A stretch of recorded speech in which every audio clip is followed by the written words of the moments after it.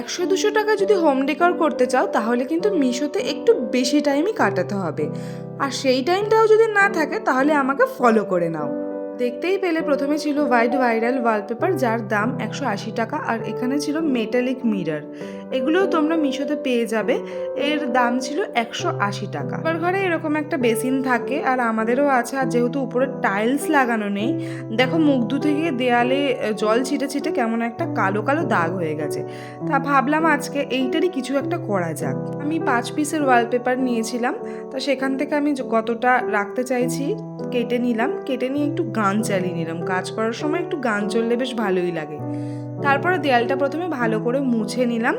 তা এটা লাগানো খুবই ইজি, স্টিকার মতো আছে, শুধু মাপ নিয়ে ভালো করে পরিষ্কার জায়গায় তুমি স্টিকারিংটা লাগিয়ে নিতে পারো। এতে কোনো রকম কিন্তু খাটনি বা কোনো টাফ কোনো কিছুই না।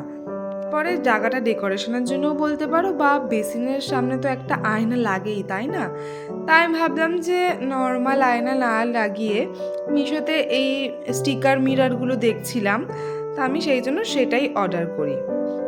আর এটাও দেখলাম লাগানো খুবই ইজি, আর পেছনে এটার আঠা কিন্তু দেওয়াই আছে।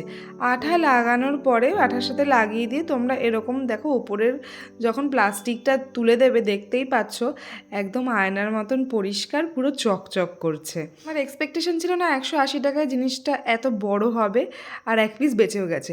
কিন্তু আর একটা ব্যাপার, দূর থেকে দেখলে কিন্তু চোখ মুখ কিন্তু জোকারের মতো বেঁকে টেরে যাবে, আর যদি কাছ থেকে দেখো তাহলে এই ফেসটা ঠিকঠাক লাগবে।